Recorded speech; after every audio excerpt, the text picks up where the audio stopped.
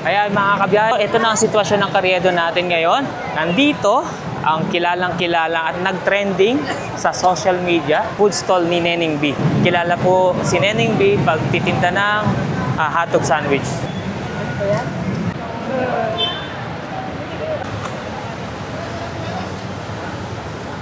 Talagang kapansin-pansin talaga, nag-boom yung mga food stalls dito along Carriedo. So ito ang sitwasyon natin ngayon dito sa Carriedo mga kabiyahe.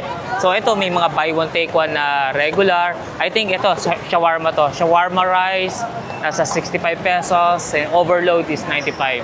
Ito may bagong pinipilahan dito. So yung pila ngayon dito mga kabiyahe is donut naman.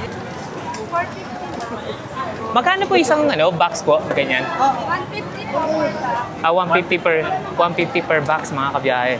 Jago style no? Oo. Kapag pinipilahan, so it means masarap to. So magkano yan, boss? Ilang boss? Overload na boss. Overload. So may mga sizes yan? Opo, may 70, may 90 po tayo boss. Gusto mo bien? 50. Manong ulam. Ito mga kabiyahe, 50 overload.